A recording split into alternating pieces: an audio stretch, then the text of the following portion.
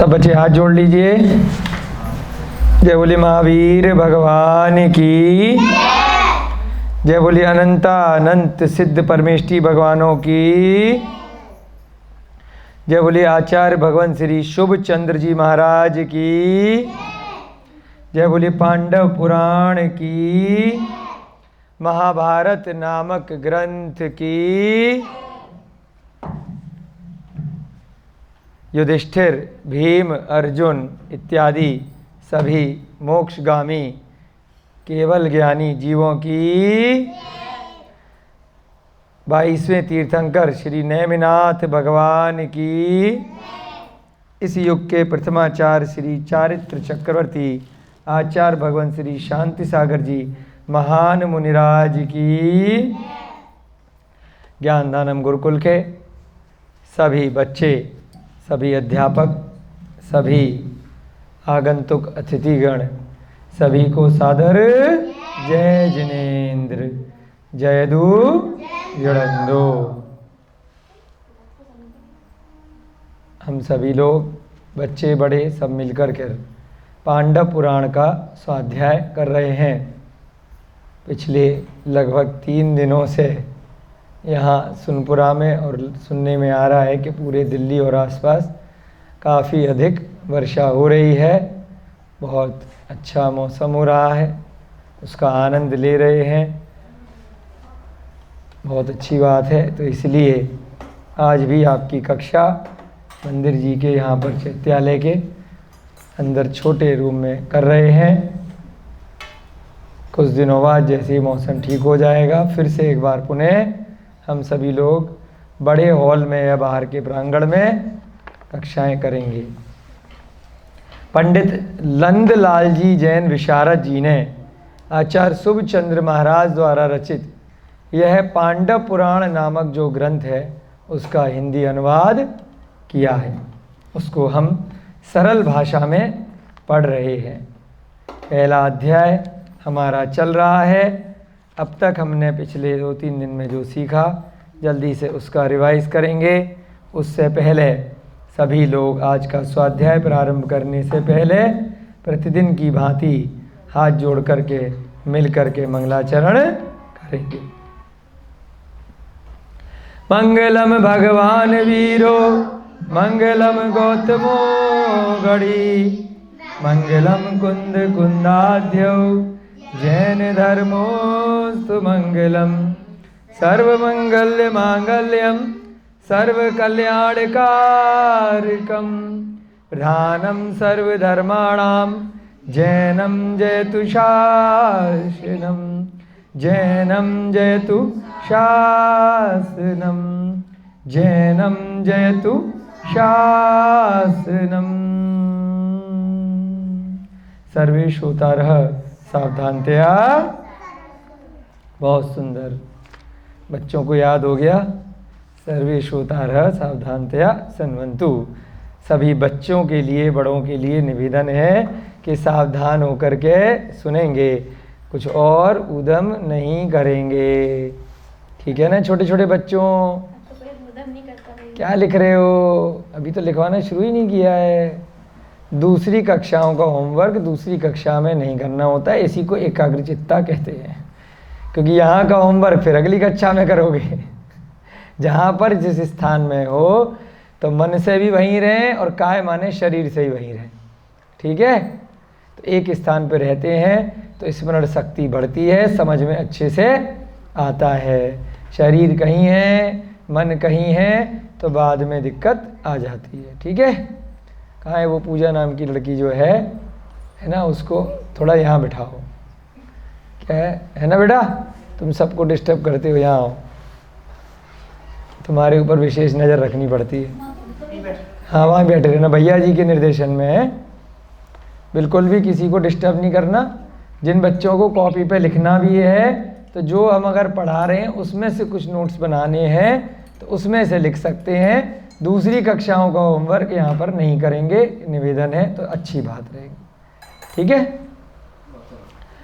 कल हमने राजा श्रेणिक की चर्चा करी थी थोड़ी सी आप लोगों के लिए कि राजा श्रेणिक जैसा जीव भी जो पहले बहुत ज़्यादा कहना चाहिए कि थोड़ा सा क्रुद्ध स्वभाव के थे, दुष्ट थे। इतने बड़े राजा होने के बाद भी कुछ न कुछ अवगुण उनके अंदर प्रारंभ में थे, जिसके कारण से वह मुनि महाराजों से बैर मानते थे।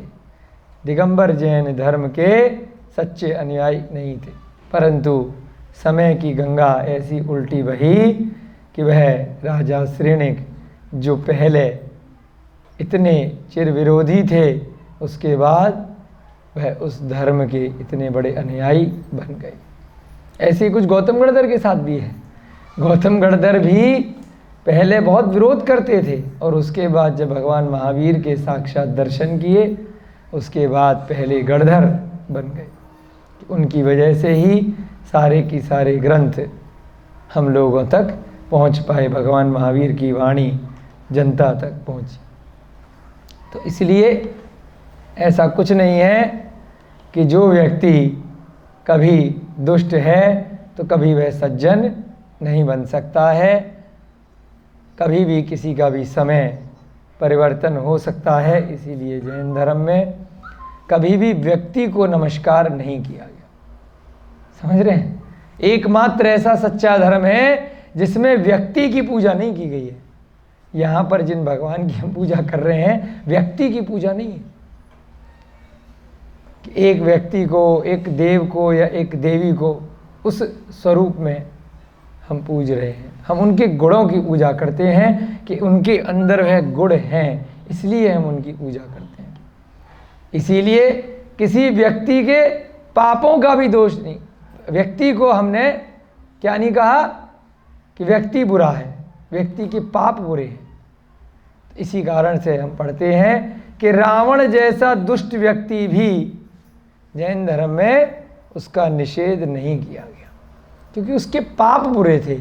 व्यक्ति तो बुरा होता ही नहीं है, वह तो निर्जीव है, पुद्गल है। आज है ये शरीर, कल को चला जाएगा। उसने जो पाप कर्म किया है वह बुरा है, वह निकृष्ट है। तो रावण जैसा जीव भी इतना अत्याचारी होने के बाद भी अगले भव में तीर्थंकर बनने वाला है, भगवान बनने वाला है। तो इसलिए उसको भी बुरा नहीं माना गया, उसके भी जलाने के लिए निषेध किया गया कि जो लोग भी रावण के व्यक्ति के रूप में उसको दशहरे वाले दिन जलाते हैं, घोर पापों का संचय करते हैं। न केवल रावण को जलाना चाहिए, बल्कि उसके साथ में जो कुंभकर्ण और मेघनाथ को जलाने की एक प्रथा शुरू हो गई है। बहुत पुरानी प्रथा नहीं है। आपको अगर लगता हो कि रामलीला और दशहरे में जो रावण जलाए जाते हैं अनादिकाल से चलने वाली प्रथा है, ऐसा कुछ नहीं है। कुछ दशकों से ही ये प्रथा चली आ रही है। स्थान स्थान पर एक जगह की प्रथा को दूसरी जगह लोग मनोरंजन के लिए कॉपी कर लेते हैं, ज़्यादातर लोग, है ना। जैसे कि अपन उत्तर भारत में रह रहे हैं, हमने देखा कि दुर्गा पूजा का महोत्सव पहले यहाँ नहीं मनाया जाता था, परंतु उसके प्रचार के साथ में वो ज़्यादातर पश्चिम बंगाल साइड की प्रथा है, उसको यहाँ पर भी अब बड़े ज़ोर शोर से बनाने जाने लगा है। ऐसे ही गणेश चतुर्दशी का ज़्यादा प्रोग्राम इधर उत्तर भारत, दिल्ली इत्यादि उत्तर प्रदेश में नहीं मनाते थे, परंतु वह महाराष्ट्र की ज़्यादा परंपरा है, उसको यहाँ पर बड़े ज़ोर शोर से पिछले कुछ ज़्यादा वर्ष नहीं हुए हैं। तो ऐसे ही दशहरे पर रावण, कुंभकर्ण और मेघनाथ को जलाने की प्रथा कोई बहुत सदियों पुरानी नहीं है, परंतु एक गलत प्रथा है। कोई हमें बुरा कहे या अच्छा कहे कि भैया जी भड़का रहे हैं, जो प्रथा गलत है तो गलत है। उसमें पहले तो कितने पटाखे जलाए जाते हैं, कितने असंख्यात निरीह जीवों का वध कर दिया जाता है, हजारों पटाखे एक एक बड़े बड़े रावण में लगा करके। दूसरा, मोक्षगामी जीव जो साक्षात तीर्थंकर बनने वाले हैं, भगवान को जला रहे हो। अरे मूर्खों, एक तरफ तो एक भगवान की पूजा कर रहे हो और एक तरफ दूसरे भगवान को जला रहे हो। उसके पापों की निर्जरा करो, उसने पाप जो किए उसके दोष है, वैसे पाप आप मत करो। तो अपने पापों को जलाओ ना, कि जो रावण ने उस भव में पाप किए, सीता माता का अपहरण किया, राम जैसे जीव के साथ युद्ध किया, लक्ष्मण जैसे जीवों के साथ में युद्ध किया, ऐसे निरीह मूक प्राणियों का वध किया। उसमें जो पाप थे, उसमें जो गलतियां थी, वह पापों की पुनरावृत्ति आप ना करो तो माना जाए। आप उसको जला के कुछ आपको हासिल नहीं होगा।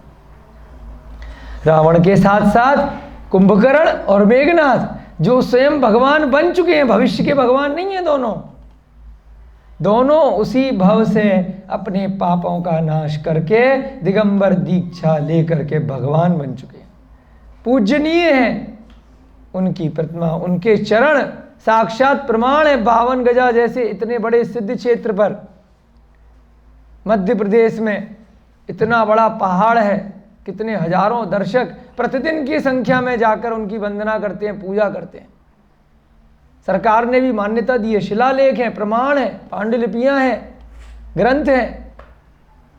तो वर्तमान में पांडुलिपियां तो बहुत प्राचीन हो गई ना, सैकड़ों हजारों वर्षों की। शिलालेख हजारों वर्षों से पुराने हैं, चरण उनके कितने पुराने हैं, वहां पर वर्णन आया है सब जगह। उसके बाद भी उनको जला रहे हैं। ठीक है, उनमें दोष थे, उन्होंने रावण का सहायता करी थी, परिवार में होने के कारण। कुंभकर्ण भाई था, मेघनाथ पुत्र था। एक ने पिता की सहायता करी, एक ने भाई की सहायता करी। परंतु बाद में जब युद्ध में रावण मारा गया तो उसके बाद उन दोनों को अकल आ गई कि भाई हमारा भी हश्र सही हो जाएगा, क्या फायदा है, गलत व्यक्ति का साथ देने में कोई भी फायदा नहीं है। तो दोनों ने जाकर के क्या करा, दिगंबर दीक्षा ले ली, अपने पापों की निर्जरा करी। और जैसे कि कल श्रेणिक का उदाहरण दिया, वैसे ही श्रेणिक तो चलो उस भव में भगवान नहीं बन पाए, अगले भव में बनेंगे। ऐसे ही रावण भी उस भव में दीक्षा नहीं ले पाए, परंतु कुंभकर्ण और मेघनाथ ने दीक्षा ली। उसी भव में चतुर्थ काल चल रहा था, राम का सानिध्य था, इतने बड़े बड़े मुनि महाराज वहाँ पर थे। वहीं पर ही केवल ज्ञान को प्राप्त कर लिया, भगवान बन गए। उसके बाद सिद्ध भी बन गए, 8 प्रकार के कर्मों का नाश करके। तो आप सभी लोगों के लिए जो स्वाध्याय यहाँ कर रहे हैं, कम से कम किसी भी धर्म को मानते हो कोई दिक्कत नहीं है, परंतु एक निवेदन स्वीकार कर लेना, क्योंकि जो भी संसार में गलत प्रथाएं हैं, उन प्रथा को यदि आप अंधभक्त की तरह पे अनुसरण करेंगे तो उसमें किसी दूसरे को दोष नहीं लगेगा, उसमें स्वयं को दोष लगेगा, स्वयं की आत्मा में पाप कर्म बनेंगे। अगर आप भगवान को अपशब्द कहते हैं, भगवान के लिए अगर आप भगवान के कर्मों के लिए भी आप बुरा व्यवहार रखते हैं, तो उसमें पाप कर्मों का संचय आप अनजाने में कर लेते हैं। तो इसलिए अब की बार इसलिए ये बात कर रहे हैं, कुछ ही दिनों में दशहरा आने वाला है ना, इसलिए यह प्रसंग आया है कि आप भगवान राम की खूब पूजा कीजिए। मोक्षगामी है, लेकिन किसी दूसरे ने अगर गलत काम किया है तो उसकी बुराई करके स्वयं दोष मत लीजिए। हाँ, जो भी है, अभी तो वो मोक्षगामी की दृष्टि से हम बात कर रहे हैं कि तीर्थंकर बनने वाले हैं, साधारण व्यक्ति भी नहीं है। उन्हीं के तीर्थ में उनकी गणधर बनेगी जो उनकी दुश्मन थी सीता, जिसका अपहरण किया, वह उनकी गणधर बनेगी। जैसे भगवान महावीर के गणधर गौतम गणधर, रावण की दिव्य ध्वनि उस सीता के जीव के माध्यम से जनता तक आएगी। सदियों के बैरी, और उसके बाद क्या बन जाएंगे। ये कर्मों का खेल है, आत्मा कहाँ जाकर के कैसे पहुंच जाती है कुछ नहीं कहा जा सकता। कब मित्र शत्रु बन जाए और कब शत्रु मित्र बन जाए कुछ नहीं कह सकते। इसीलिए किसी ने कोई बुराई करी उसको कुछ मत कहो, समता भाव रखो। किसी ने कुछ अच्छाई करी उसकी पूजा करो, उसके गुणों को ग्रहण करो। और किसी में अगर पाप कर्म है, अवगुण है, तो अवगुणों की बुराई करो, व्यक्ति की बुराई मत करो। उस व्यक्ति से प्रयास करो कि भाई तेरे अंदर अवगुण है, तू छोड़। अवगुण के साथ साथ गुण भी होते हैं। व्यक्ति से घृणा मत करो। अब जैसे कोई शराब पीता है, कोई गलत व्यक्ति, तो शराब से घृणा करो, व्यक्ति को समझाओ, संबोधन करो कि भाई तेरे अंदर अगर ये शराब पीने की आदत चली जाएगी तो तुझ में और हम में कोई फर्क नहीं है। व्यक्ति से घृणा नहीं करनी चाहिए, उसके पापों से घृणा करनी चाहिए। बड़ा सूक्ष्म धर्म है जैन धर्म, इसीलिए इसको समझना इतना आसान भी नहीं है। और जो समझ जाता है वो कहता है सबसे सरल है, इससे सरल तो कुछ है ही नहीं।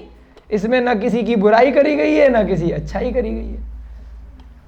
गुणों की वंदना है और अवगुणों का हमें दान करना है, हटाना है उनको, बस इतनी छोटी सी बात। इसीलिए राजा श्रेणिक की घटना कल आई थी कि राजा श्रेणिक भी, जिन्होंने इतना गलत काम किया कि मुनि महाराज को मरा हुआ सांप डाल दिया, परंतु उसके बाद है उन्हीं के सच्चे भक्त बन गए कि उनसे बड़ा भक्त कोई दूसरा उनके बाद नहीं पैदा हुआ। चलिए आगे पढ़ते हैं। जब राजा श्रेणिक को पता चला कि भगवान महावीर का समोसरण उनके नगर में विपदाचल पर्वत पे आया है, तो दौड़े दौड़े भागे भागे सारी सेना और परिवार को लेकर के पहुंच गए। उसके बाद जब भगवान महावीर के समीप पहुंचे तो सब अपना राजपाट ठाट बाट नीचे छोड़ करके पहाड़ के ऊपर पहुंचे। अपना योग्य जो मनुष्य का कोठा है, जो मनुष्य का 12 कोठों में जो स्थान है, वहां जाकर के बैठ जाते हैं, भगवान की खूब स्तुति करते हैं, वंदना करते हैं और उसके बाद उनसे वार्तालाप करते हैं। भगवान उनको संबोधित करते हुए दिव्य ध्वनि के माध्यम से अपनी देशना को प्रारंभ करते हैं और सबसे पहले क्या कहते हैं? धर्म दया को कहते हैं। धर्म कहीं पर भी जैन धर्म में यह नहीं लिखा कि जैन धर्म है, वो तो वर्तमान समय के कारण से मजबूरी है कि मतगणना करनी है, वर्तमान की कुछ प्रथा है कि कौन से धर्म को मानते हो भाई, जरा उसमें जनसंख्या में लिख दो। इस कारण से 1991 में पहली बार, ज़्यादा पुरानी बात नहीं है, 1991, 30 साल भी पूरे हुए हैं अभी, पहली बार जैन धर्म को अलग से लिखा गया है, जबकि हजारों लाखों साल पुराना धर्म। क्योंकि मतगणना के लिए 1991 के बाद भाई कौन कौन जैन धर्म को मानने वाले लोग हैं, उनकी गणना थोड़ी अलग से हो जाए, इस कारण से। उससे पहले भी लोग जैन लिखते आ रहे हैं अपने सरनेम के साथ, परंतु यह एक दर्शन है, कोई भी व्यक्ति इसको मान सकता है जो दया करता है।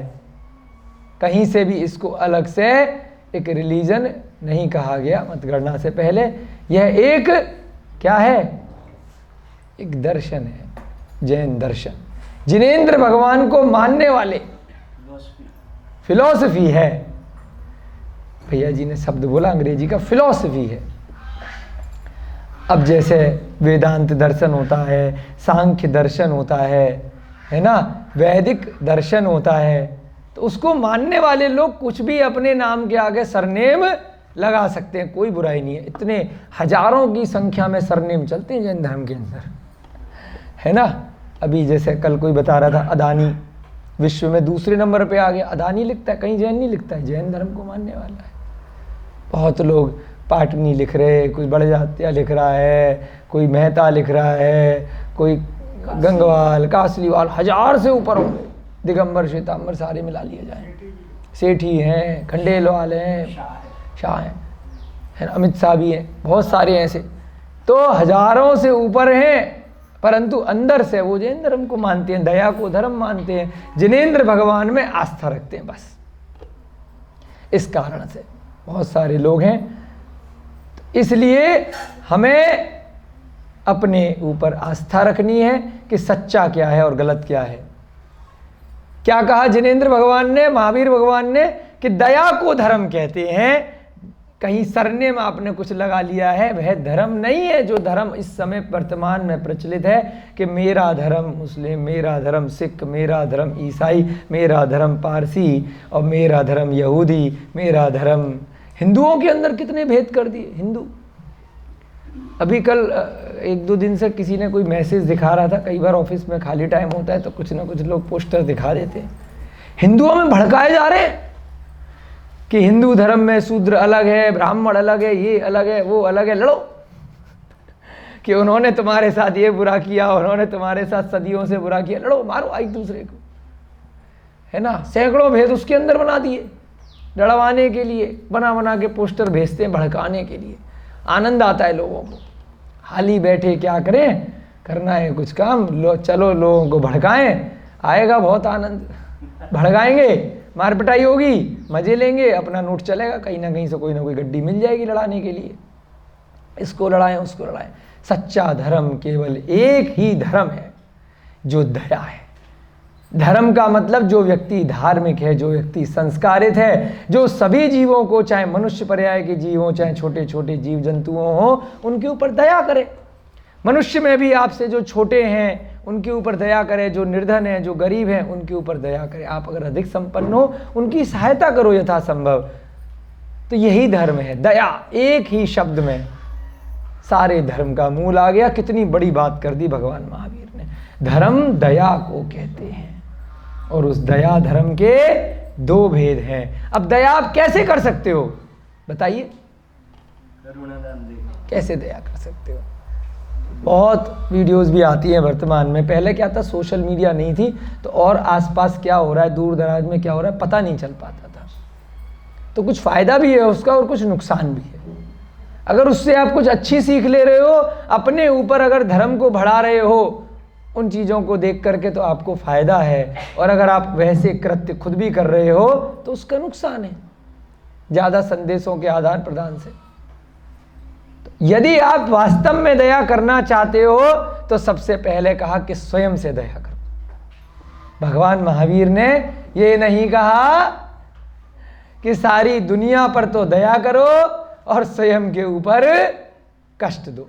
स्वयं के ऊपर कैसे कष्ट देंगे भाई? मैं तो हॉस्पिटल खुलवा रहा हूँ, मैं तो लोगों को भोजन दान दे रहा हूँ, मैं तो लोगों को कपड़ा बांट रहा हूँ, मैं तो लोगों को पैसा दे रहा हूँ, तो स्वयं के ऊपर कैसे कष्ट कर रहा हूँ? स्वयं की आत्मा के ऊपर दया करो। कितनी गहरी बात भगवान महावीर ने कही। उस दया धर्म के दो भेद बताए कि अगर स्वयं के ऊपर दया करोगे तो तुम्हारी वजह से बाकी सबके ऊपर ऑटोमेटिकली दया हो जाएगी। गंभीर बात है, सुनने का समझने का प्रयास करेंगे। स्वयं से शुरुआत करो, पर से शुरुआत नहीं करो। स्वयं के प्रति तो दूसरों दया के धर्म के केवल दो भेद बताए, एक श्रावक धर्म और एक मुनि धर्म। यानी कि अपने ऊपर दया करो ना भाई। हम यहाँ स्वाध्याय कर रहे हैं, क्यों कर रहे हैं? अपने ऊपर दया करने के लिए। स्व अध्याय, इसीलिए इसको स्वयं का अध्याय बोला। हम तो स्वयं का अध्याय कर रहे हैं। उससे बोलते बोलते आपका अध्ययन हो रहा है तो आपकी इच्छा है, नहीं हो रहा है तो आपकी इच्छा है। भैया जी पढ़ाते हैं स्कूल में, तो क्या है, स्वयं के लिए पढ़ा रहे हैं। जब खड़े होकर शिक्षक पढ़ा रहे हैं तब तो आनंद है, और अगर पैसा लेने के लिए दूसरों के लिए पढ़ा रहे हैं तो वो आनंद नहीं आएगा, वह अनुभूति नहीं आएगी जो आनी चाहिए। तो यहां पर धर्म के केवल दो भेद बताए। धर्म के भेद ये नहीं बताए कहीं पर भी कि जाओ और उसके साथ ये करो, उसके साथ वो करो। पहले अपने को बचाओ, और अपने को बचाने के लिए या तो श्रावक बन जाओ या मुनि बन जाओ। अगर श्रावक बन जाएंगे तो मांसाहार छोड़ देंगे, शराब पीना छोड़ देंगे, शहद खाना छोड़ देंगे, परिग्रह कम कर देंगे, पाप कम कर देंगे, तो ऑटोमेटिकली आपकी वजह से जो दूसरे को दुख पहुंच रहा है वो समाप्त हो जाएगा। तो दूसरे के ऊपर दया हो जाएगी। पहले अपने ऊपर दया करो। आप जब मांस नहीं खाओगे, है ना, तो दूसरा जीवन बच जाएगा, अपने आप दया हो गई। शराब नहीं पियोगे तो बहुत सारे जिन लोगों को आप मारते पकड़ करके, एक्सीडेंट करते, घर में कलह करते, वो बच गई, अपने आप दूसरे पे दया हो गई। परिग्रह आपने कम कर दिया तो आपके ऊपर भी दया हो गई, दूसरे पे भी दया हो गई। आपने हिंसा कम कर दी तो दूसरे पे भी दया हो गई, आपके ऊपर दया हो गई। झूठ बोलना बंद कर दिया, आपके ऊपर भी दया हो गई, और उसकी वजह से दूसरे का भी नुकसान नहीं हुआ, है ना। हिंसा, झूठ, चोरी करना आपने बंद कर दी तो दूसरे का अपने आप उपकार हो गया। आप स्वयं के ऊपर ध्यान दीजिए। कुशील, आपने अगर किसी ब्रह्मचर्य का पालन किया, इधर उधर स्त्रियों को अपनी पत्नी के अतिरिक्त ध्यान नहीं दिया, अगर स्त्री में है तो अपने पति के अतिरिक्त इधर उधर चक्करबाजी नहीं चलाई, तो अपने ऊपर भी दया हो गई और दूसरे भी सुखी रहे, उनको भी परेशान नहीं किया। इस प्रकार से श्रावक धर्म और मुनि धर्म, दो ही धर्म भगवान महावीर ने बताए कि भाई स्वयं को सुधारो। बहुत अच्छा श्लोक भी आता है कि बुरा जो देखन में चला, मुझसे बुरा न कोई, जब मन देखो आप ना, मुझसे बुरा न मिलिया कोई। बुरा जो देखन में चला, बुरा न मिलिया कोई, कोई बुरा नहीं मिला सारे संसार में। अपने आप को देखा तो मुझसे बुरा कोई नहीं है, मेरे अंदर कितनी कमियां है, तो स्वयं को अगर सारे जीव जो दूसरों को प्रवचन दे रहे हैं वह जीव स्वयं को सुधार लेंगे तो सारे संसार से पाप अपने आप खत्म हो जाएंगे। अपने को सुधारो, पूरे संसार का ठेका तुमने नहीं ले लिया है। परंतु अभी क्या हो रहा है संसार में कि मैं तो तुझको सुधारूंगा, तेरे अंदर इतनी कमियां हैं, तू बुरा है, तू सुधर जा। अरे भाई तू अपने अंदर झांक कर देख, तेरे अंदर कितनी बुराई है। भगवान महावीर ने मात्र ये कहा और सीधे डायरेक्ट नहीं कहा, पहले उन्होंने स्वयं को सुधारा, तब तक मुंह नहीं खोला, तब तक दिव्य ध्वनि नहीं निकली, जब तक 12 वर्ष तक तपस्या करके स्वयं का केवल ज्ञान प्राप्त नहीं कर लिया। अधूरे ज्ञान में प्रवचन देना प्रारंभ नहीं कर दिया, पहले स्वयं की आत्मा का कल्याण किया, स्वयं अरिहंत बने, केवली बने, स्वयं को पूरा की पूरा संपूर्ण ज्ञान प्राप्त हुआ। उसके बाद दिव्य ध्वनि ऑटोमेटिकली झड़ती है, वह बाकी जीवों के लिए कल्याण के लिए। अब उसको सुन करके जो जीव अपना कल्याण कर लेगा तो अपने वजह से वो किसी को परेशान करेगा ही नहीं, और जो जीव स्वयं का कल्याण करने से पहले ही, श्रावक व्रत भी लेने से पहले ही दूसरों को वचन प्रवचन देना शुरू कर देगा, उपदेश देने शुरू कर देगा, तो वह अपने लिए भी दिक्कत करेगा और दूसरे के लिए भी दिक्कत करेगा। तो इसलिए धर्म के 2 भेद बताए, मुनि धर्म और जो मुनि नहीं बन पा रहा है श्रावक धर्म।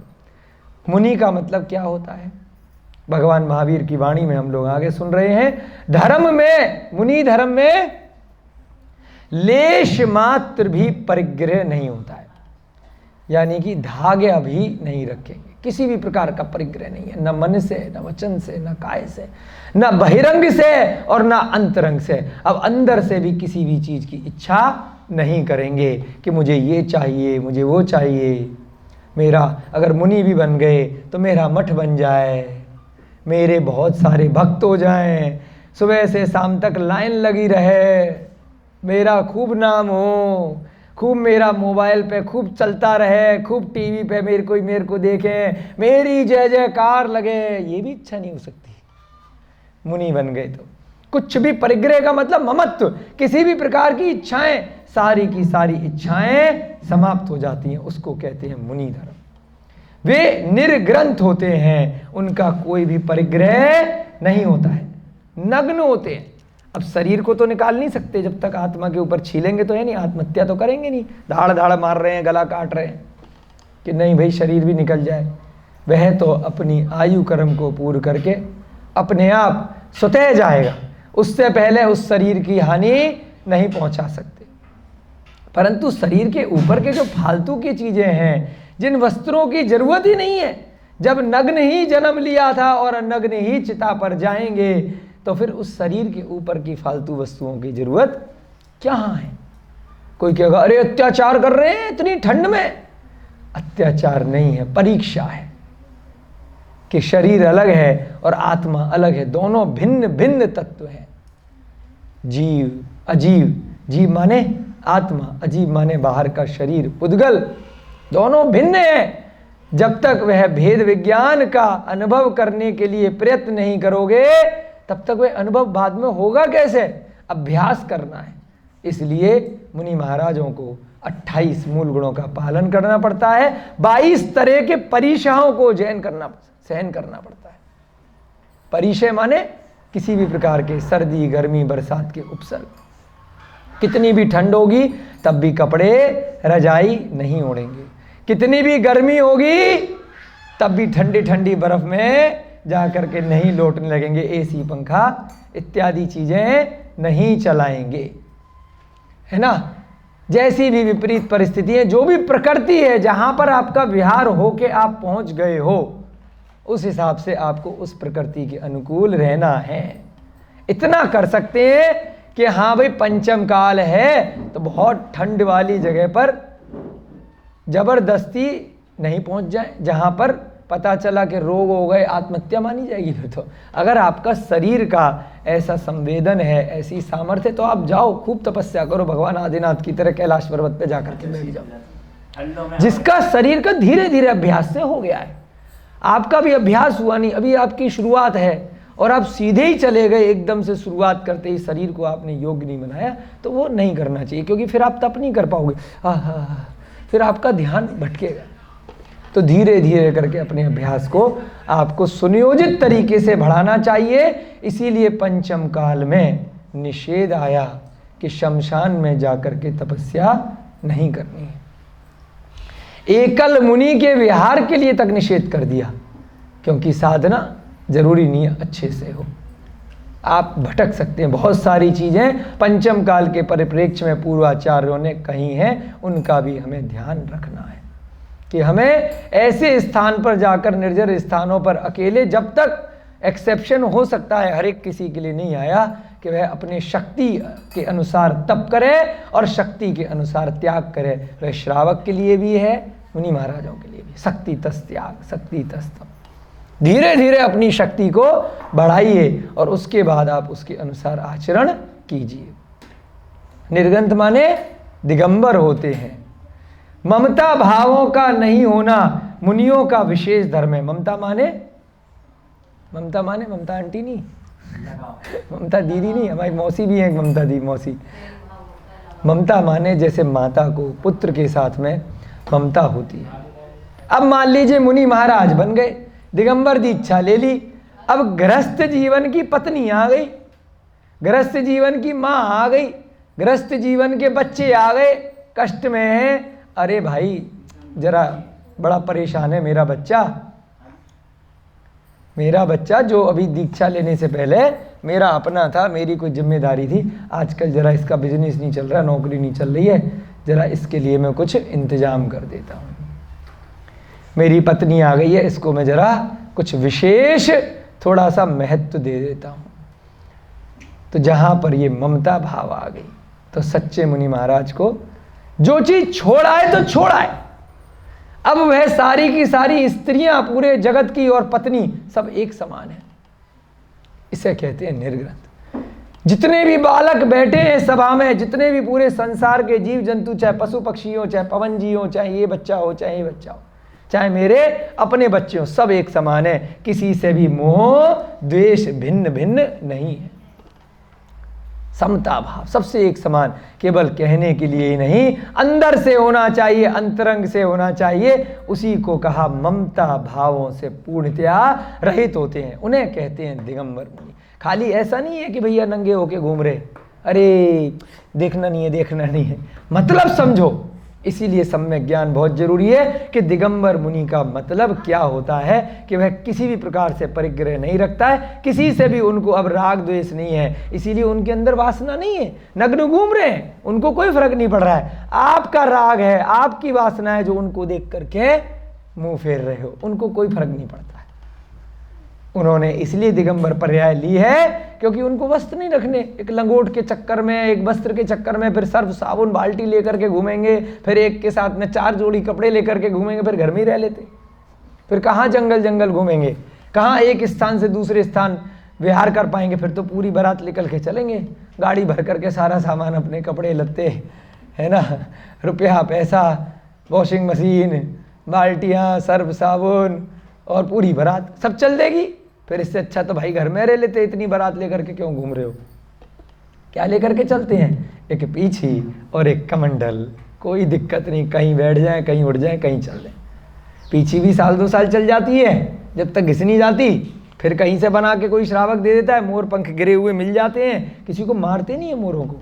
यहाँ पर भी अपने अभयदानम अस्पताल में कई मोर आते हैं, बहुत सारे हैं, रोज़ 10-15 पंख एवरेज ऊपर पड़े मिलते हैं वहाँ पर इधर उधर। तो बहुत मोर स्वतः छोड़ता है।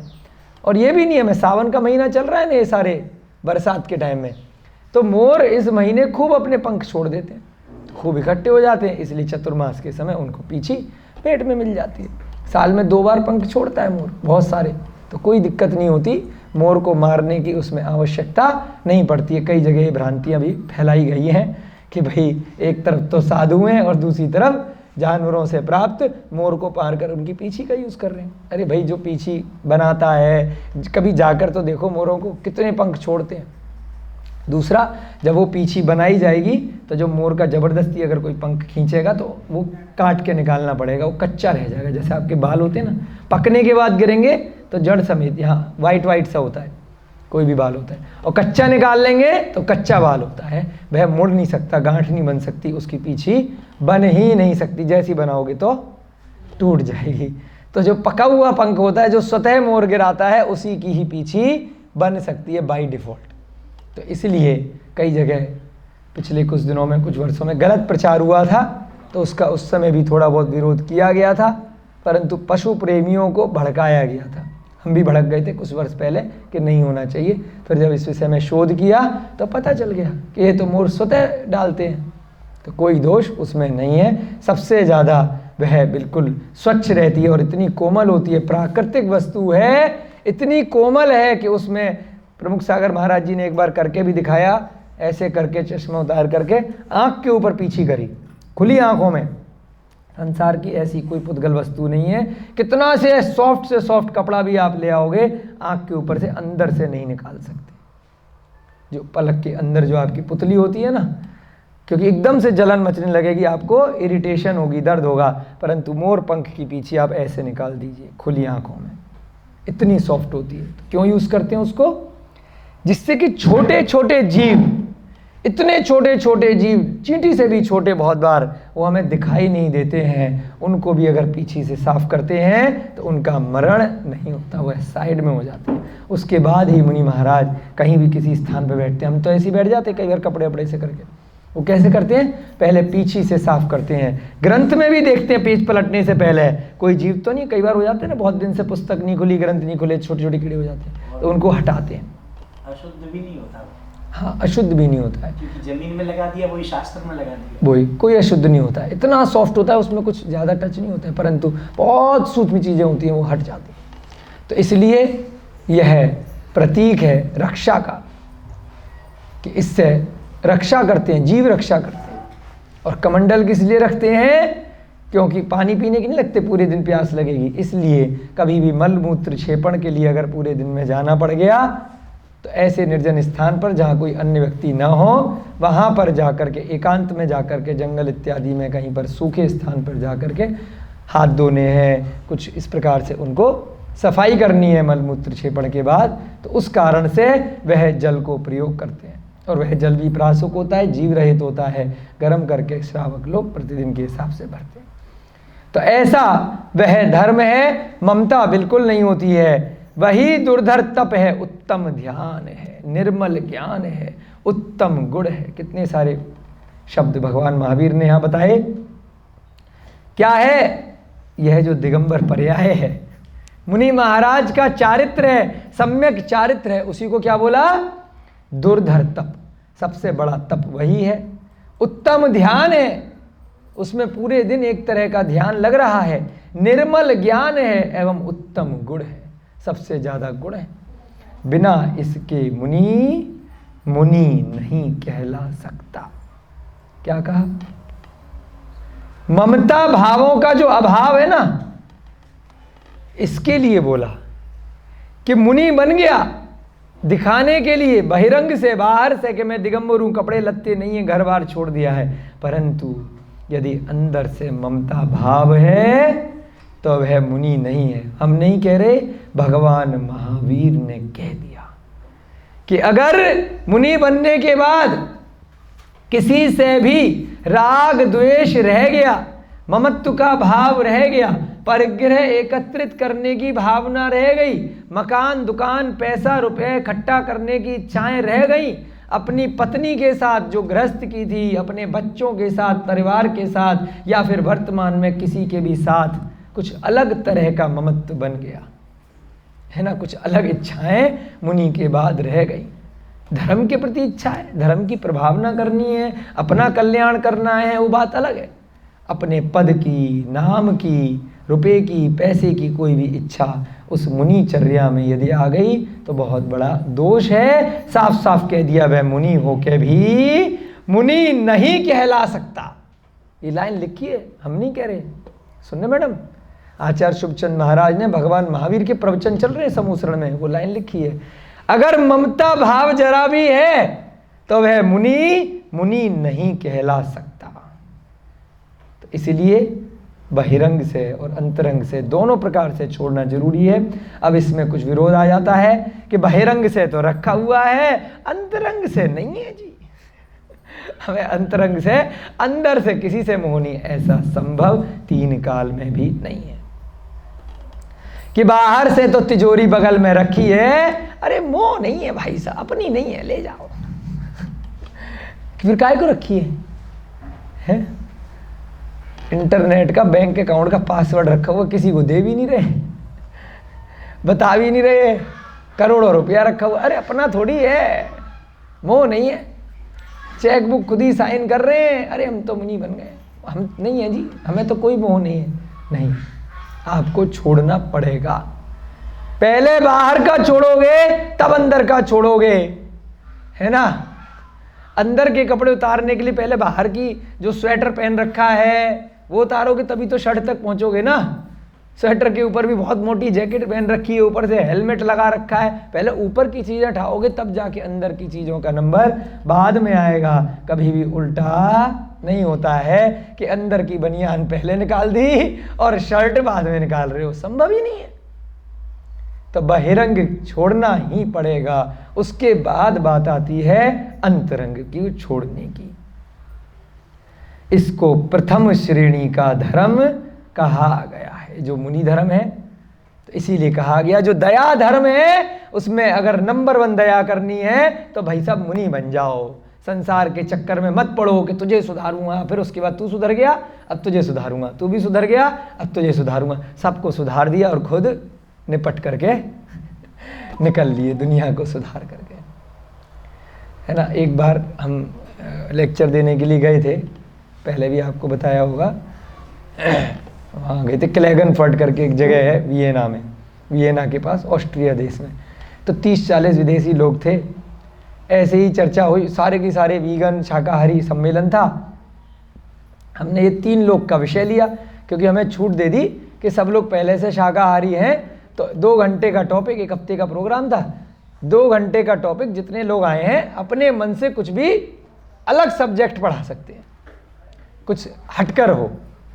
तो अलग अलग लोग थे, किसी ने कुछ पढ़ाया, किसी ने कुछ पढ़ाया। हमने कहा हम तो जैन धर्म पढ़ाएंगे। 3 लोग का विषय हमने लिया। वहाँ पर ये जैनी कैसे होते हैं, धर्म क्या होता है, मुनि महाराज कैसे होते हैं, इसकी चर्चा करी प्रोजेक्टर पे लगा करके थोड़ा सा। तो एक इंग्लैंड की मैडम थी, लंदन की, वो खड़ी हो गई कि हम तो अपना कल्याण नहीं करेंगे, ये तो सब बेकार की बातें हैं। हमने कहा भाई अगला जीवन अच्छा मिलेगा नहीं, जब तक जिद कर गई बहुत ज़्यादा कि जब तक भाई हम तो अगर मर भी जाएंगे ना, जब तक संसार से सारे जानवरों के प्रति क्रूरता खत्म नहीं हो जाएगी तब तक हम बार बार पैदा होना चाहते हैं मनुष्य पर्याय में। मैंने कहा भैया कुछ नहीं कर सकते। जबकि इतनी कट्टर शाकाहारी, इतनी पशु प्रेमी, उसके बाद भी गांधी करके लिखती थी वो, पीछे से शायद जैनी थी वो, गांधी उनका सरनेम था, है ना। गांधी सरनेम भी जैनियों में होते हैं गुजरात में। तो मुझे अच्छे से ध्यान है, बहुत देर तक उन्होंने बहस करी, फिर हमने हार मान ली, कुछ नहीं कर सकते। तो इतनी भी जिद नहीं करनी है। अगर किसी को आपको ठीक भी करना है ना, अरे पहले अपना, जब आप पढ़ रहे हो समझो ध्यान से कि ये संसार है, ये जितने भी जीव जंतु हैं, ठीक है जब तक आप मनुष्य पर्याय में हो, हम भी कर रहे हैं यहाँ पर अभयदानम चला रहे हैं, व्यवस्था देख रहे हैं, लेकिन आप इतना भी रिजिड मत हो जाओ, इतने भी जिद्दी मत हो जाओ कि अपने कल्याण को परे रखकर आप दूसरों का कल्याण करो।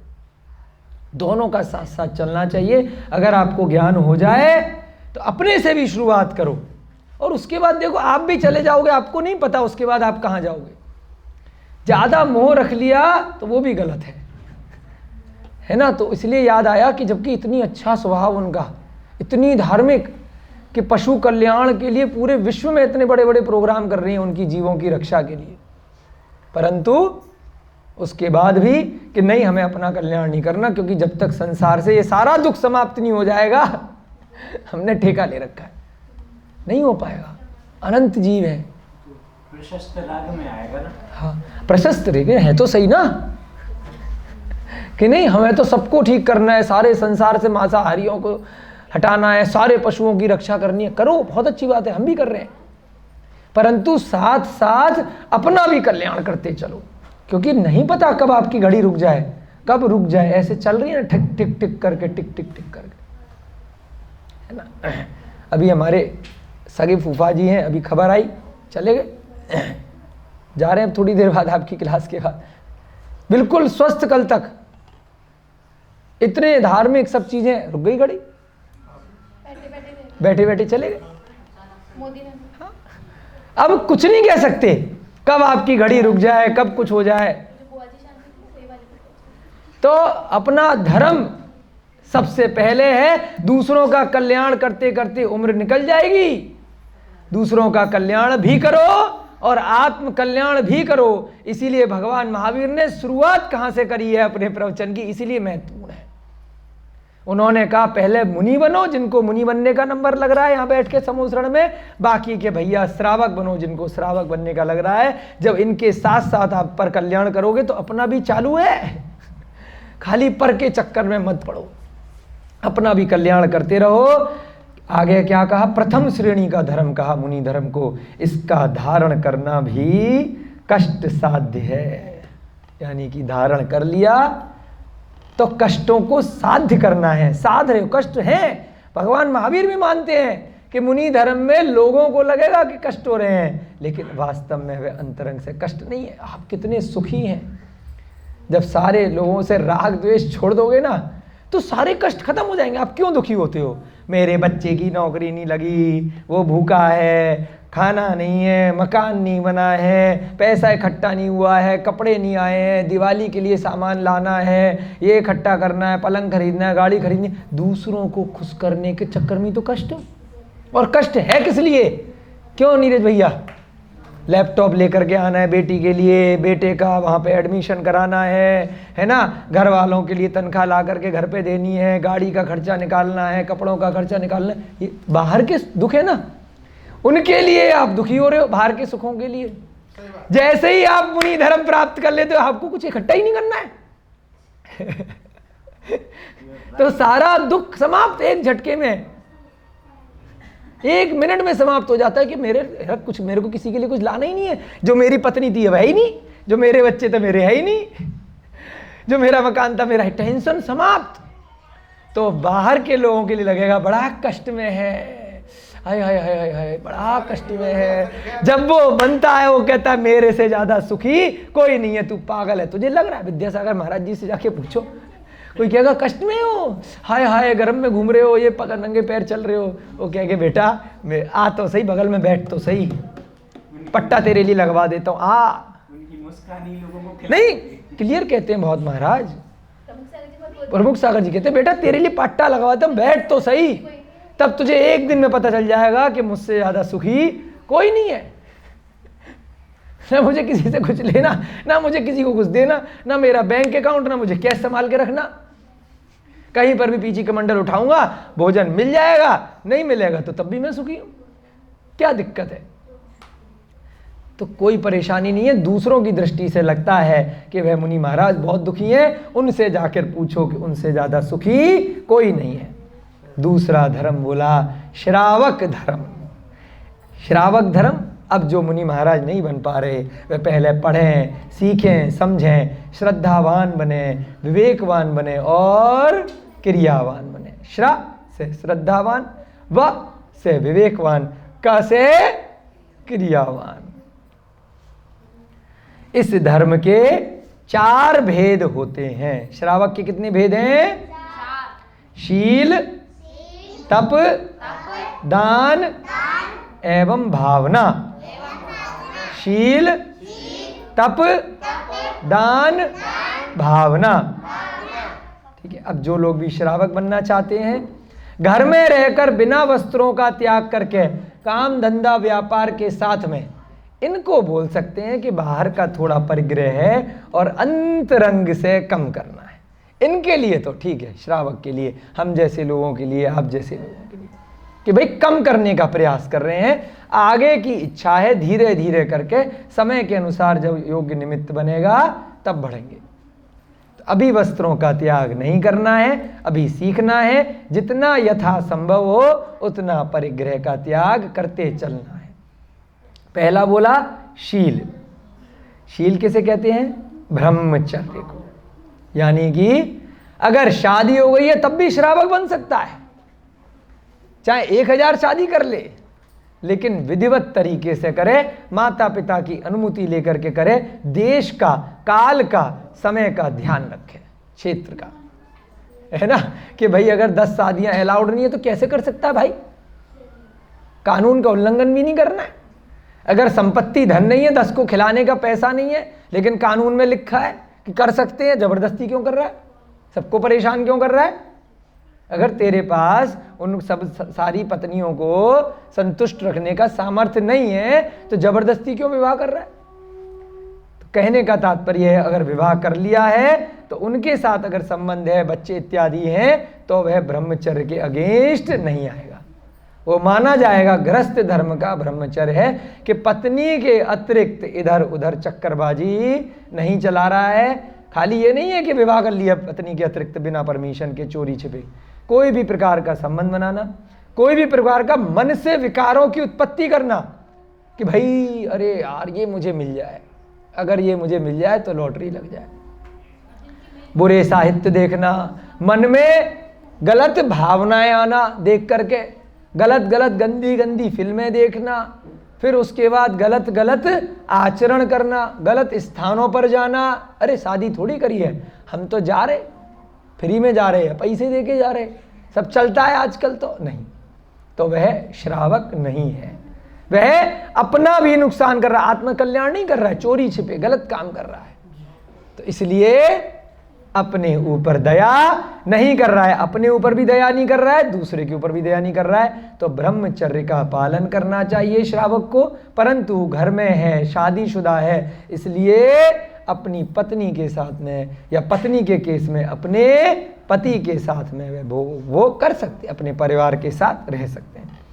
आत्मा का यही सत्य स्वभाव है, सीधे सीधे कह दिया, जो शील है सत्य स्वभाव आत्मा का यही है। इसी के द्वारा अन्य अन्य व्रतों की रक्षा होती है। सबसे पहले बोला 4 में शील, बाकी के व्रत तो भाई साहब बाद में हैं। तुम्हारा आचरण, तुम्हारा चरित्र इतना खराब है और कह रहे नहीं हम तो खूब दान करते हैं, हम तो खूब धर्म देते हैं, हम तो खूब आहार देते हैं, हम तो रोज अभिषेक करते हैं, बाहर निकलते ही इधर उधर गलत बातें करते हो। शील मन से नहीं है। कहीं पर भी देखा, अरे यार इसको पटाएं, इसका नंबर लगाएं, है ना। लड़की ने किसी को देखा, पति अपना है, अरे बड़ा पैसे वाला है, अरे ये मेरा पति होता, इसको सेट कर लेती हूँ, ये तो बड़ा नाम है इसका, ये तो राजा है, ये तो मंत्री है, उसके लिए भी गलत है। दोनों के लिए एक बार विवाह हो गया, जिससे सुनियोजित तरीके से हो गया, उसमें संतुष्टि रखनी चाहिए, चाहे उसमें कितने रोग क्यों नहीं हो, चाहे कुरूप क्यों नहीं हो, चाहे वह बहुत बुरा आदमी मिल गया हो आपको, फिर भी आपको उसमें संतुष्ट होना चाहिए। उसके पास चाहे रुपया पैसा हो या नहीं हो, आपको उसका साथ निभाना चाहिए जब तक भी आप गृहस्थ जीवन में हैं। समय सबका बुरा हमेशा नहीं होता है। मैना सुंदरी का पति कोड़ी था, उसके बाद भी उसके तप के प्रभाव से, उसके शील के प्रभाव से वह कोड़ी पति कामदेव बन गया कि संसार में उस समय उससे ज़्यादा सुंदर कोई दूसरा जीव नहीं हुआ। तप के प्रभाव से, उसके शील व्रत के प्रभाव से कि मैं तो इसी पति को रखूंगी चाहे कुछ भी हो जाए। कहाँ तो कोड़ जैसा रोग और कहाँ कामदेव, कि सारी संसार की स्त्रियां उसके ऊपर मोहित हो जाए, इतना सुंदर स्वरूप उसका बन गया। तो ऐसे आपके तप के प्रभाव से, आप अपने पुण्य कर्म के प्रभाव से, अगर आपका पति गरीब है, अगर निर्धन हो गया है, अगर आपका पुण्य होगा तो वह अमीर हो जाएगा, तभी तो आपको पैसा मिलेगा, आपको जेवर मिलेंगे, आपको आभूषण मिलेंगे, आपको वस्त्र मिलेंगे। आप अपना पुण्य बढ़ाइए, आपके पति के पास खूब सामर्थ्य अपने आप चली आएगी। पति को कोसने में कोई फायदा नहीं है, उसको दोष देते रहो कि तेरी वजह से मेरी इच्छाओं की पूर्ति नहीं हो पा रही, तू पैसा नहीं ला रहा, तू कमाई धंधे नहीं कर रहा। अरे आपका भी तो पाप कर्म का उदय है, इसके कारण से वह गरीब है। आपका पुण्य होगा तो उसके पास कहाँ से पैसा आएगा, कहाँ से धन आएगा, आपको पता नहीं चलेगा। और पुण्य कैसे आएगा? धर्म से आएगा, स्वाध्याय से आएगा, अच्छे अच्छे कर्म करने से आएगा, जीव दया से आएगा, व्रतों का पालन करने से आएगा। क्या कहा? इसी के द्वारा अन्य व्रतों की रक्षा होती है। कहने का तात्पर्य यही है कि इस गुण का पालन करने से अन्य अन्य गुण स्वयं प्राप्त हो जाते हैं। कितनी बड़ी बात कह दी, बाकी के गुण तो पिछलग्गू हैं, पीछे पीछे स्वयं चले आएंगे। पहला गुण शील गुण, ध्यान रखना है, चरित्र का सबसे पहले ध्यान रखना है। जितने भी लोग सुन रहे हैं, समझ रहे हैं, अंतरंग से ध्यान रखना है, खाली सुनने के लिए नहीं है ये वाली कक्षा, अमल में लाने के लिए तब एनर्जी लगा रहे हैं। अतएव इसे अवश्य ही धारण करना चाहिए। दूसरा, शील के बाद क्या बताया था? तप। श्रावक की बात चल रही है, घर में रह के जो कर रहे हैं। दूसरा तप, पांचों इंद्रियों को वश में करने का नाम ही तप है। तप का मतलब ये नहीं है एक टांग पर उल्टे लटक करके खड़े हो गए, चारों तरफ से आग लगा ली, अरे बड़ा तप कर रहे हैं, एक एक महीने तक भूखे रह लिए, बड़ा तप कर रहे हैं। सम्यक तप की बात हो रही है, सम्यक ज्ञान से सहित तप की बात हो रही है। इच्छाएं खत्म करनी है, पांचों इंद्रियों के विषय। जैसे ब्रह्मचर्य की भी जो बात आई, शील की बात आई, अगर मान लीजिए किसी भी वस्तु में, किसी भी स्त्री में या स्त्री के केस में किसी पुरुष में राग हो गया, देखते ही अकस्मात आकर्षण हो गया, अरे बड़ी अच्छी हीरोइन है, बड़े अच्छे वैसे वैसे कपड़े पहन रखे हैं, तो भाई बड़ा आकर्षण हो गया, स्वैच्छिक है, हो जाता है, ठीक है। परंतु इंद्रियों को वश में रखना कि नहीं, ये अनुशासन के विपरीत है, ये लोक परंपरा के विपरीत है, विरुद्ध है, मुझे ऐसा आचरण नहीं करना है। तो इसको क्या कहा? इंद्रियों को वश में कर लेना। कोई बहुत खाने की चीज बहुत अच्छी लग रही है, कोई मांस खा रहा है, आपको जानकारी नहीं है, बड़ा अच्छा सुगंध आ रहा है, अरे यार कितना अच्छा लग रहा है वो चिकन खाता हुआ, परंतु नहीं, अरे कितना अभक्ष खा रहा है, कितना बड़ा दोष है। तो अपनी इंद्रियों को वश में रखना है। आपका रात्रि भोजन के त्याग का अभ्यास है, आप श्रावक पद लेना चाह रहे हो, व्रत लेना चाह रहे हो, रात्रि में 11 बजे बहुत आपकी इच्छित वस्तुएं कोई खा रहा है, खूब शादी हो रही है, पार्टी हो रही है, खूब माल लगाया गया, गोलगप्पे फेवरेट है, अरे वाह, टिक्की फेवरेट है, बहुत सारी चीजें, लेकिन नहीं, एकदम से इच्छा हुई, परंतु नहीं, मैंने व्रत ले रखे हैं या मेरे व्रतों को लेने का मन है, तो इंद्रियों को वश में करना है। कोई भी ऐसी चीज स्पर्श के लिए, अरे बड़ी ठंड पड़ रही है लेकिन मैंने व्रत ले रखे हैं, मुझे ये काम नहीं करना है, तो इंद्रियों को वश में करना। स्पर्श, रसना, घ्राण, कोई सूंघने की चीज बड़ी अच्छी लग रही है, बार बार सूंघता रहूं उसको, हाँ हाँ हाँ, नहीं नहीं नहीं नहीं, ये घ्राण इंद्रिय है, इसको वश में करना है। चक्षु, देखने में अरे वो चीज़ बड़ी अच्छी लग रही है, अरे कितना सुंदर पहाड़ है, कितनी सुंदर चीज़ है, वह व्यक्ति कितना सुंदर लग रहा है, वह चीज़ देखने में, वह पिक्चर कितनी अच्छी लग रही है, 3 घंटे निकाल दिए उस गंदी पिक्चर में, इंद्रियों के लिए, चक्षु इंद्रिय के लिए, है ना। कर्ण, सुनने में बहुत चीज़ अच्छी लग रही है, परंतु अगर वह अच्छी नहीं है, अगर वह धर्म की चीज़ नहीं है, अगर सुनने में आपको स्वाध्याय अच्छा लग रहा है तो ये तो अच्छी बात है। अगर खराब चीज आपको सुनने में अच्छी लग रही है तो आपको अपनी इंद्रियों को वश में करना है। एक बाउंड्री बनानी है, एक रेखा बनानी है, एक लक्ष्मण रेखा बोलते हैं ना, एक बाउंड्री, कि इसके पार मुझे नहीं जाना है, क्योंकि यह अनुशासन के विपरीत है, यह परंपरा के विपरीत है, यह मेरी लोक परंपरा का नाश करने वाला है, यह मेरी आत्मा में दुराचार को जन्म देने वाला है, इसलिए मैं जो इसकी शुरुआत, इसका प्रारंभ नहीं करना है। अब मुनि बन गए, कोई इच्छा कर आई रुपए पैसे धन संपत्ति की बाद में, कोई स्त्री देख करके इच्छा कर आई, लेकिन नहीं, मुझे इंद्रियों को वश में करना ही है, लोक परंपरा नहीं है, ये मुनि धर्म की चर्या के विपरीत है, ये श्रावक धर्म के विपरीत है। तो इसको क्या कहा? इंद्रियों को वश में करना का नाम ही तप कहलाता है। बाह्य एवं अभ्यंतर के प्रकार से यह तप 6 प्रकार का होता है, बाह्य तप और अभ्यंतर तप। एक हो गया बाहर का तप, वस्त्र वगैरह छोड़ दिए, सर्दी गर्मी भूख की वेदना को सहन किया। आज जैसे चतुर्दशी है भाई, उपवास रखते हैं बहुत सारे लोग, हम भी रख लेते हैं। अगर मान लीजिए भूख लग रही है, कोई भी इच्छा कर गई, नहीं, आज का उपवास है, ये क्या कहा गया? बाह्य का तप। एक होता है अंदर से ही आनंदित होकर के रहना, आए हाय, वो है अंतरंग का तप, कोई इच्छा ही नहीं है, कोई टेंशन ही नहीं है, मस्त है ना।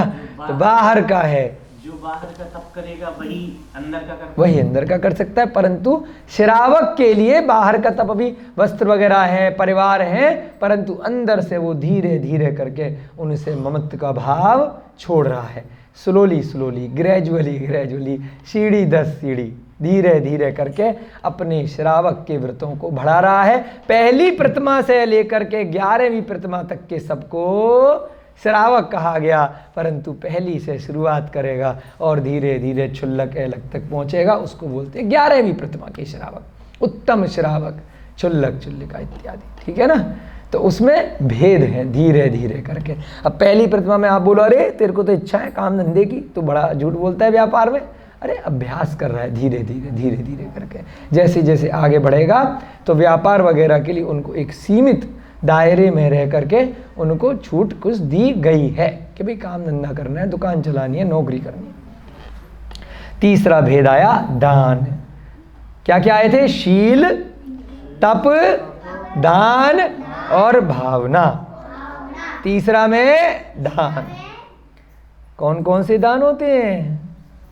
अपनी संस्था का नाम है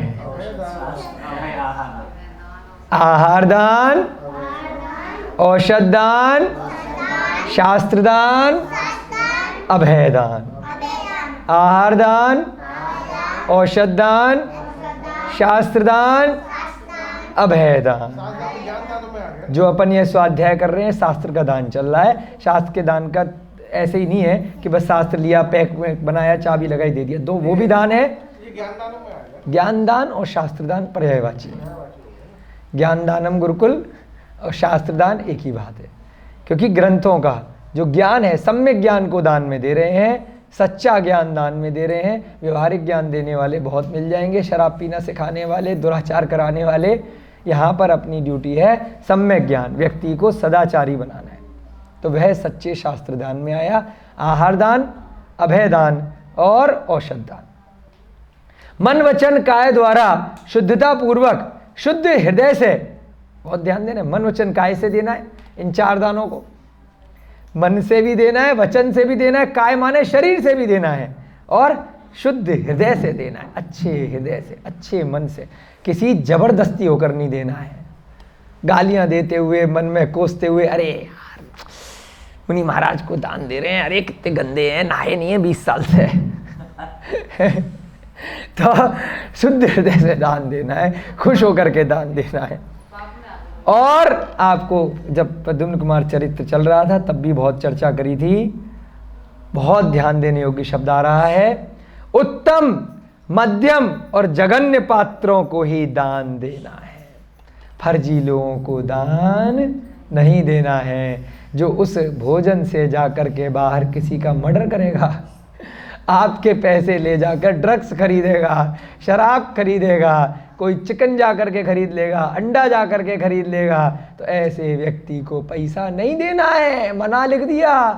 आप ज़्यादा चक्कर में मत पड़ो कि दया आ रही है, भीख मांग रहा है, चलो 100 रुपये मेरे पास तो बहुत पैसा है, दे देते हैं। भैया वो 100 रुपया उसने जितनी शराब पी, आपको 1000 रुपये का नुकसान करके जाएगा, क्योंकि आपने दान दिया। वो जा कर के ठेके पे जाकर शराब पी करके आ गया, वो भी झूमेगा, वो जितनों को मारेगा, जितनों को पीटेगा, अपना भी नुकसान करेगा, दूसरे का भी करेगा। आपने मदद करी तो उसका फल आपको पता चले नहीं चले आपको मिलेगा। तो किन लोगों को दान देना है भाई लोगों? अपने धन का, अपने ज्ञान का, अपने अभय दान का और अपने औषधि का। आपको क्या करना है? दुरुपयोग नहीं करना है, मात्र उत्तम पात्र को देना है। नंबर 1 वही दान आपने मुनि महाराज को दे दिया, आपको कितना फल मिलेगा कि कल को आपको भी मोक्ष हो सकता है। आपने मध्यम वाले को दे दिया, क्षुल्लक एलक इत्यादि को दे दिया, जो उस मार्ग पे बढ़ चुके हैं, उसके संग में रह रहे हैं, आगे बढ़ रहे हैं। तीसरा आपने श्रावकों को दे दिया, जो पता है आपको कि उल्टा सीधा खाते ही नहीं, नियम से चलते हैं, साधर्मियों को दे दिया, तो भाई आपका सफल हो गया। बाकी का फिर हम पशु पक्षियों को दे सकते हैं कि नहीं दे सकते हैं? उनको दे सकते हैं, क्योंकि वह अभय दान में आ गया।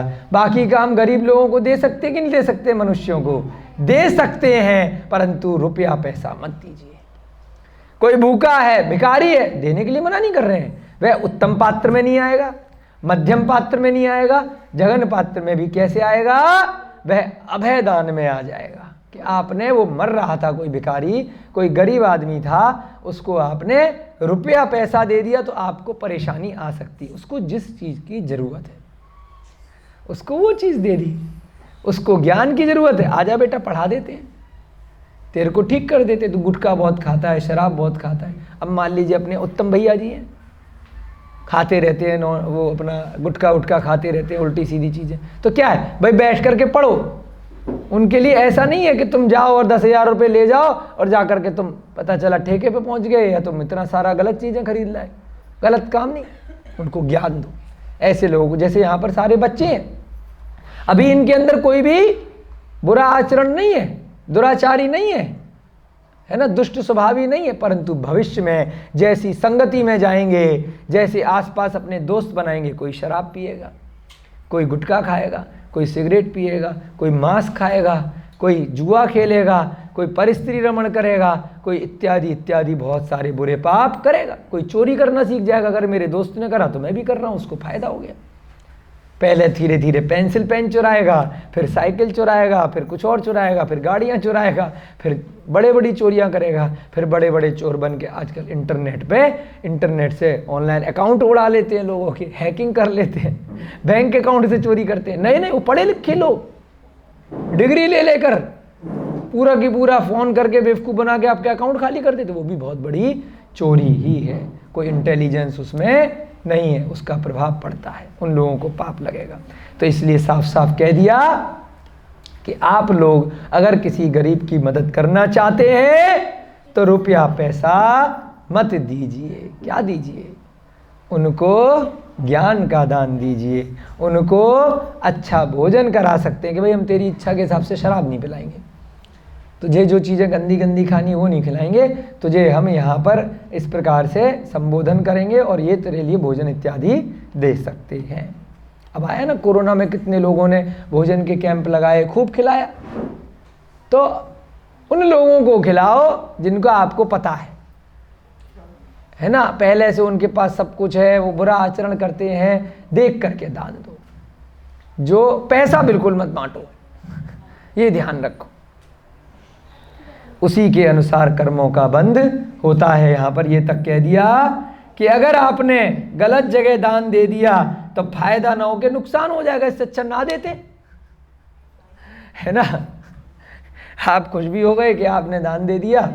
कई बार लोग बताते हैं, देखते हैं अपन कि लोग वाग भोजन दान के चक्कर में लोगों को अंडा खिला देते हैं, चिकन खिला देते हैं। अभी मध्य प्रदेश में और कई स्टेट में योजना चल रही है स्कूलों में, मिड डे मील योजना। जो सरकारी स्कूल के बच्चे हैं, जो गरीब बच्चे हैं गांवों इत्यादि के, वहाँ पे अंडा खिलाया जाएगा प्रतिदिन और चिकन भी खिलाया जाएगा, है ना। योजना चल गई, अनाउंसमेंट हो गया, चल गई योजना। एक तरफ तो सरकार दान दे रही है टैक्स के पैसे से, ऊपर क्या खिला रहे हैं, उनको बीमार भी कर रहे हैं, पशु पक्षियों को मार भी रहे हैं।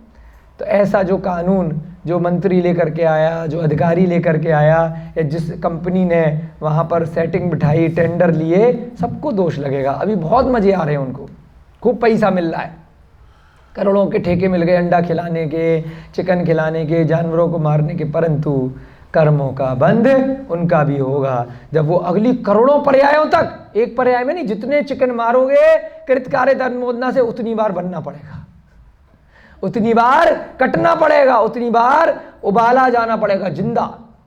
कई जगह फैशन हो गया, मछली ली जिंदा उबाल दी गरम तेल की कढ़ाई में, जानवरों को, मुर्गे को लिया जिंदा उबाल दिया, जिंदा जिंदा लेकर के एकदम खोलते हुए कढ़ाई में उबाल देते हैं। वो लोग कहाँ जाएंगे?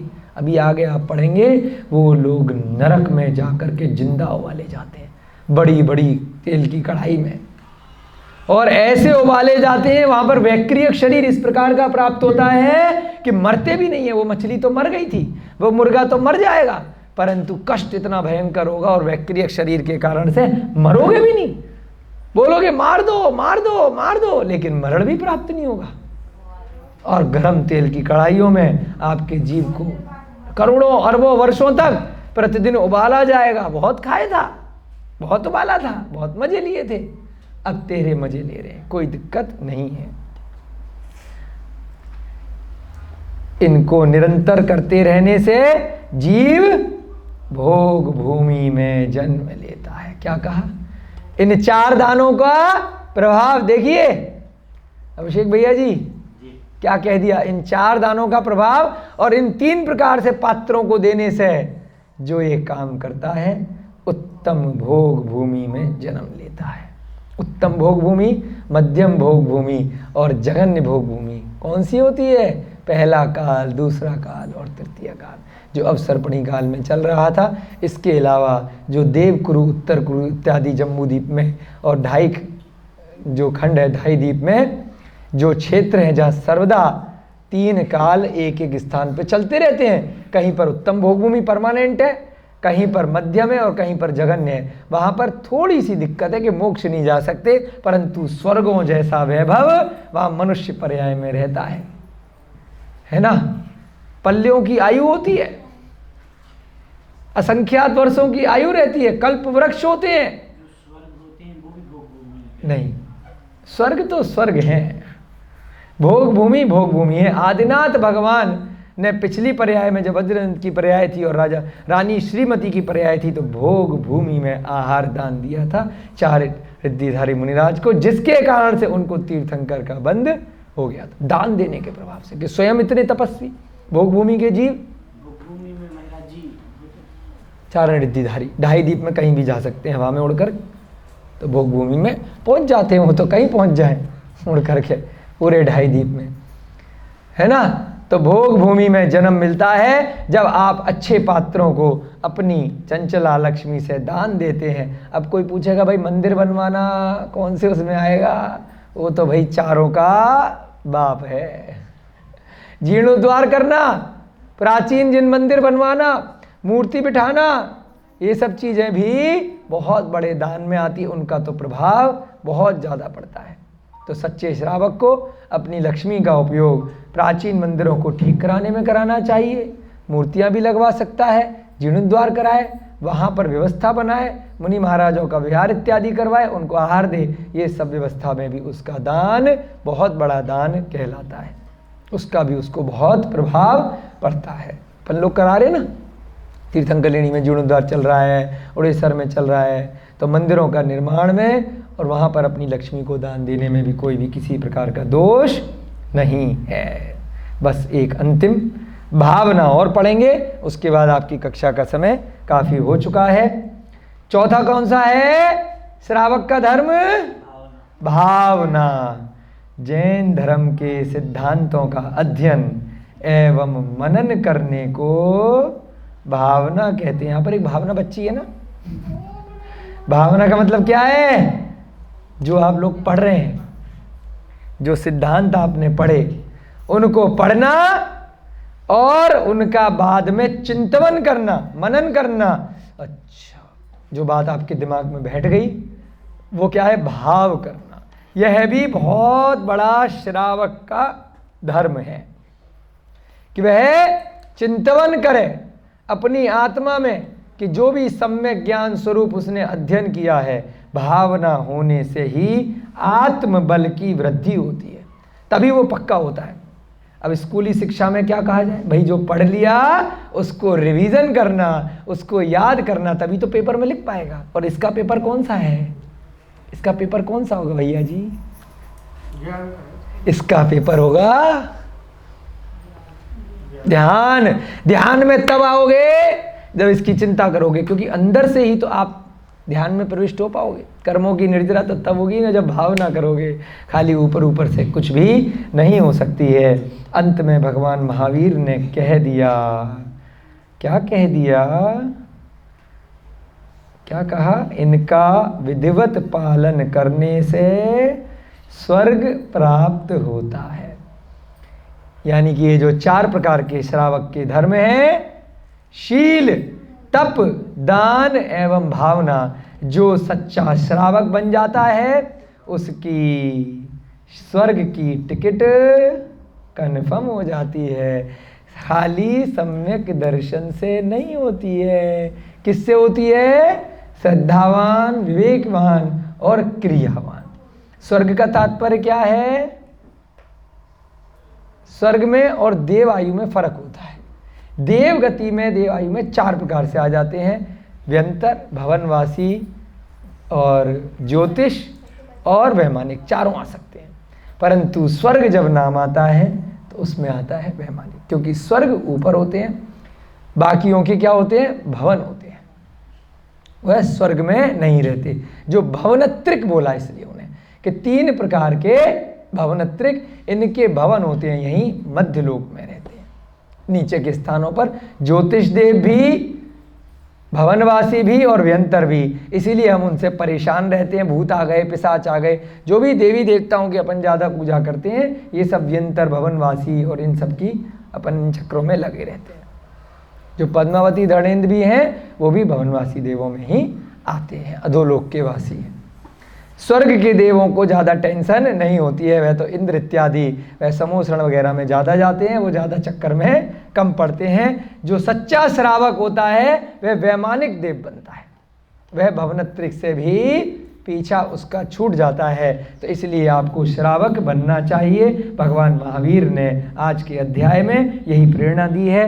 राजा सेणिक चुपचाप बैठ करके सुन रहे हैं, बाकी के लोग भी सुन रहे हैं, आप लोगों ने भी सुना, आपकी बहुत बहुत अनुमोदना। जय बोलिए भगवान महावीर स्वामी की, जय बोलिए अनंत सिद्ध परमेष्टि भगवानों की, आचार्य भगवान श्री शुभ चंद्र जी महाराज की, पांडव पुराण नामक ग्रंथ की, महाभारत नामक ग्रंथ की, युधिष्ठिर, भीम, अर्जुन इत्यादि सभी मोक्षगामी जीवों की, पंडित नंदलाल जी जैन विशारद जी की, इस युग के प्रथमाचार्य श्री चारित्र चक्रवर्ती आचार्य भगवान श्री शांति सागर जी महान मुनिराज की, सब बच्चों को, बड़ों को, सबको सादर जय जिनेन्द्र, जय दो जड़न दो।